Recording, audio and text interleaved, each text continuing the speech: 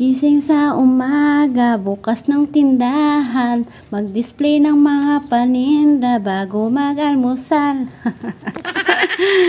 O diba mga kasari, sino relate dyan? Hello everyone! Good morning po sa lahat. Magandang araw, magandang buhay, mga kasari, ka-super, katindera, kanegosyo, at mga ka-single mom ko dyan. For today's video, magdi-display na naman tayo ng mga pinamili natin kahapon na hindi natin nagawang i-display kahapon dahil sa sobrang kabisihan ng inyong tinderang nakakaloka. Aminin man natin o hindi mga kasari na simula sa paggising natin ng umaga, may muta-muta pa nga tayo kung minsan, pero tindahan na agad yung ating inuuna sa trabaho natin sa umaga. Kadalasan sa paggising natin ng umaga, nagmamadali pa nga tayong magbukas ng ating tindahan, lalo na pagkatanghali na tayong magising, o diba? Sinong relate yan mga kasari? Ito na ang nakagawian natin na everyday routine bilang sari-sari store business owner, bilang tindera o bilang negosyante.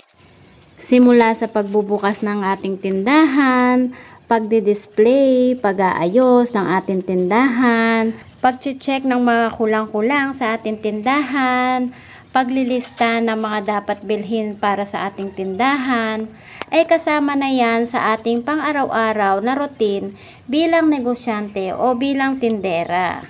Samahan pa ng mga paglilinis ng ating tindahan dahil hindi naman natin pwedeng hayaan na makalat o marumi yung ating tindahan. Dahil pag malinis yung ating tindahan, mas kaaya-ayang tignan para sa ating mga suki o para sa ating mga customer. Maraming mga nag-aakala na masarap daw at madali lang daw maging tindera. Dahil yan ang kadalasan ng mga sinasabi sa akin ng mga suki ko o ng aking mga customer. Dahil para sa kanila, nasa bahay lang daw ako, kumikita ako. Sa mundong ibabaw, walang madali na hanap buhay, lalo na sa mundo ng negosyo. Lahat ng mga bagay dito sa mundo ay kailangan natin paghirapan. Kaya hindi natin pwedeng sabihin na madali lang lahat para sa atin, lalo na kung nakikita lang natin ay talagang madali lang. Pero pag ginawa na natin sa ating sarili, ay doon natin malalaman na mahirap din pala, o diba? Bilang negosyante, bago tayo makapag-almusal sa umaga, ay tinatapos muna natin yung ating mga ginagawa sa ating tindahan. Sa mga oras na to, ang aking mga anak ay natutulog pa, humihilik, nakahilata, o diba, ang sarap ng buhay nila, diba, nakakaloka. Hindi lang tayo full-time tindera, full-time mom pa. Kaya pagkatapos natin mag-almusal sa umaga, o diba, syempre umaga diba, kaya nga almusal diba, nakakaloka ka te.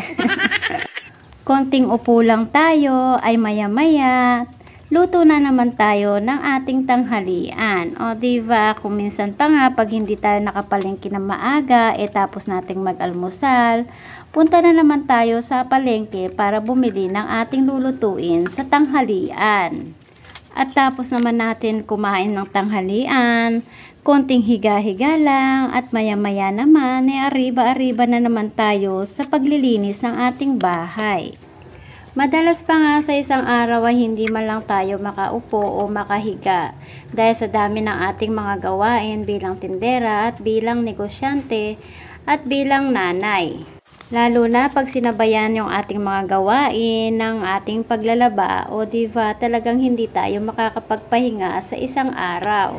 At pag may oras naman na makahiga-higa man lang tayo bilang tindera, ay siya naman ng mayat-maya ng bilihan ng ating mga customer. O diba, parang mga nangaasar ba tse, nakakaloka sila tse, diba?